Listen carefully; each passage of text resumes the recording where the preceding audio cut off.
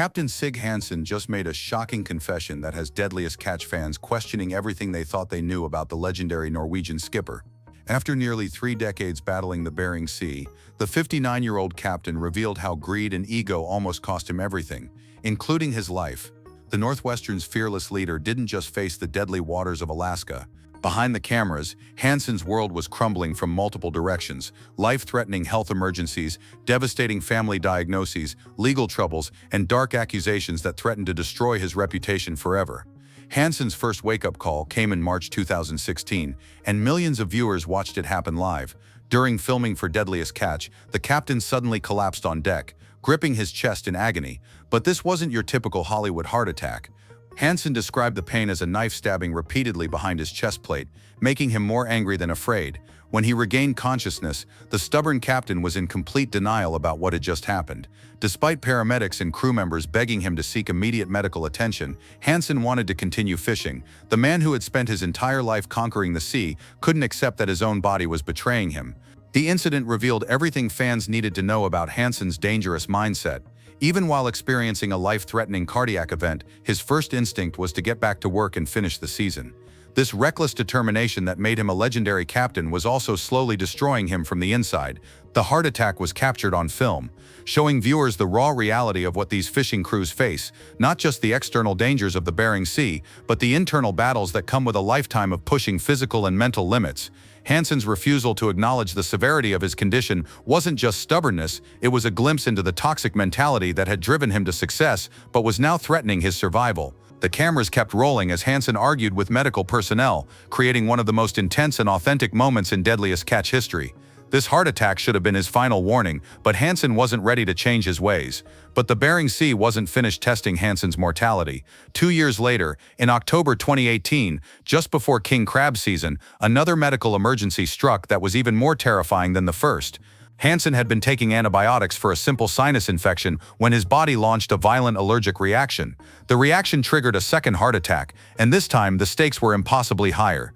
Nurses told him he had less than 10 minutes to live as his body went into shock. An EpiPen injection saved his life, but the experience left Hansen deeply shaken. It was only after this near-death experience that he finally threw away his cigarettes and quit smoking for good. The second cardiac event was a completely different beast from the first. While the 2016 heart attack happened while cameras were rolling, this one occurred in private, making it somehow more personal and terrifying. Hansen later opened up about the experience, describing how the allergic reaction felt like his body was turning against itself. The medical emergency happened at the worst possible timing, right before one of the most crucial fishing seasons of the year.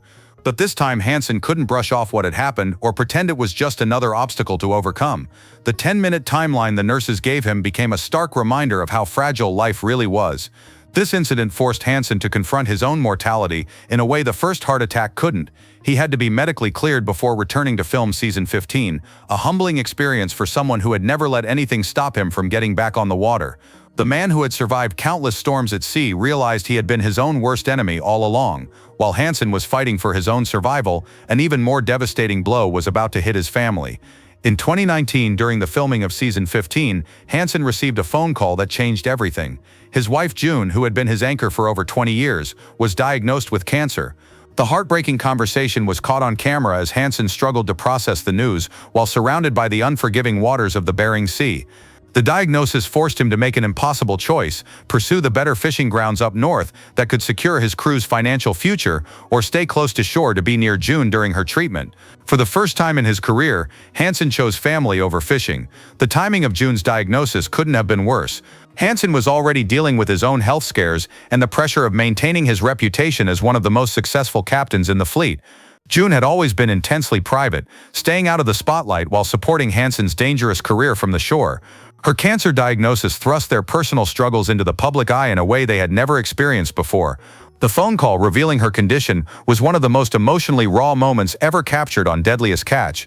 Viewers watched as Hansen, typically composed and commanding, broke down while trying to process the news.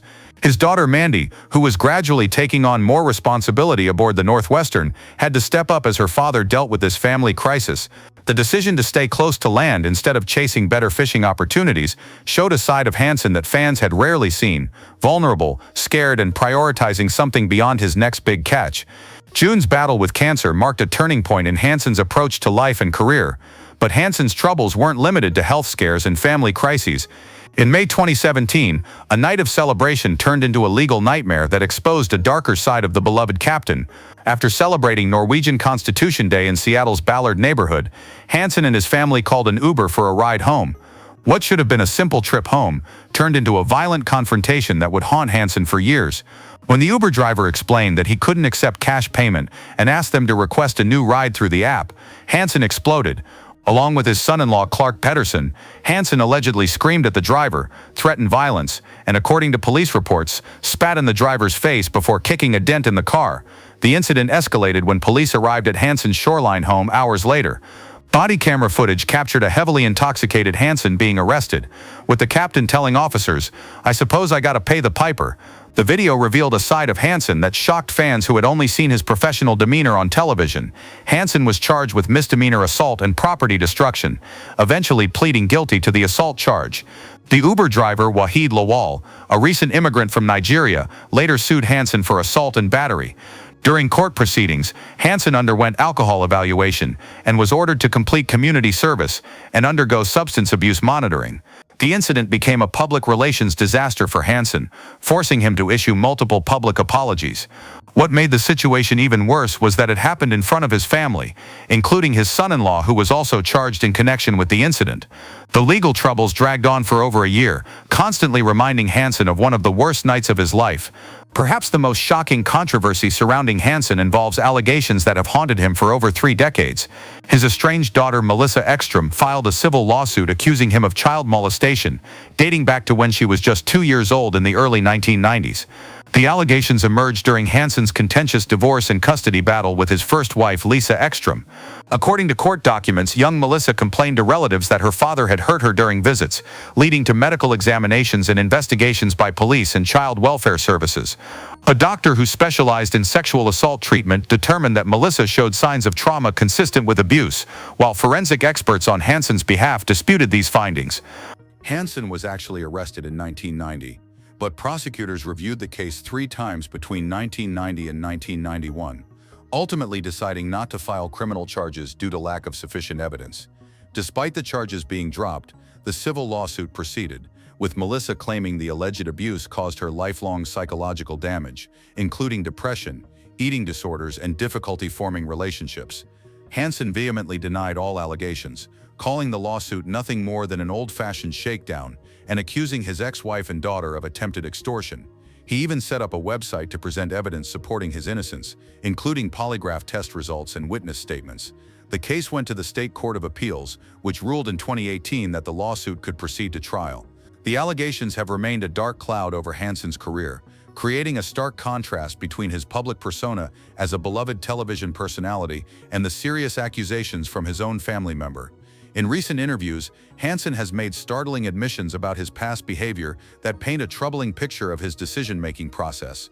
Speaking with Fox News in 2025, the captain revealed how ego and greed drove him to make incredibly dangerous choices that put both his crew and family members at risk. Hansen admitted that his pursuit of the biggest catches and highest profits often clouded his judgment, leading him to ignore safety protocols and push into dangerous situations that could have been avoided. These revelations came as Hansen reflected on his multiple health scares and how they forced him to reevaluate his priorities. He described instances where he made reckless calls at sea, driven more by pride and financial gain than by concern for the people depending on him. The admissions were particularly shocking because they came from someone who had built his reputation on being a careful, experienced captain with an excellent safety record. Hansen acknowledged that his ego had been his biggest enemy throughout his career, causing him to take unnecessary risks to maintain his status as one of the top producers in the fleet. He revealed that the combination of television cameras and competitive pressure had amplified these tendencies, making him even more likely to push dangerous boundaries.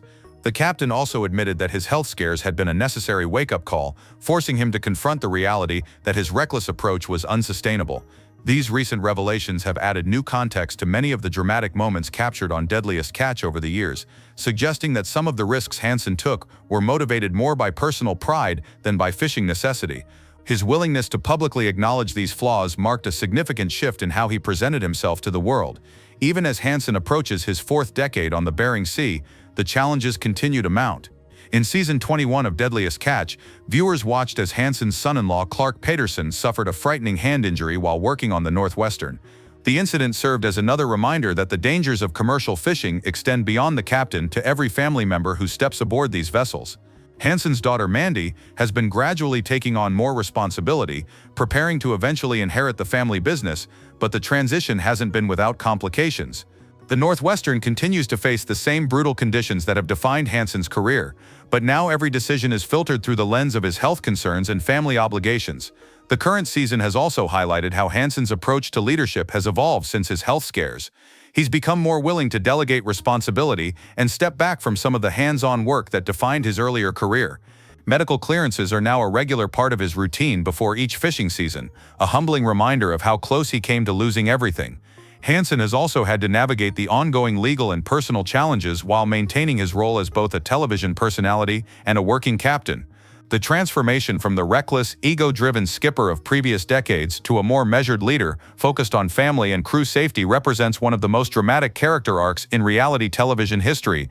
Yet the fundamental dangers of the Bering Sea remain unchanged, ensuring that every season brings new tests of Hansen's resolve and decision-making. Hansen's journey from invincible captain to humbled family man represents more than just personal growth. It's a cautionary tale about the real cost of life on the Bering Sea. The transformation didn't happen overnight, and it took multiple near-death experiences, family crises, and legal troubles to force the legendary skipper to confront his own mortality and priorities. What started as a story about conquering the most dangerous waters on Earth became a story about conquering the dangerous impulses within himself. Hansen's willingness to admit his mistakes and change his approach has arguably saved not only his own life, but potentially the lives of everyone who depends on him.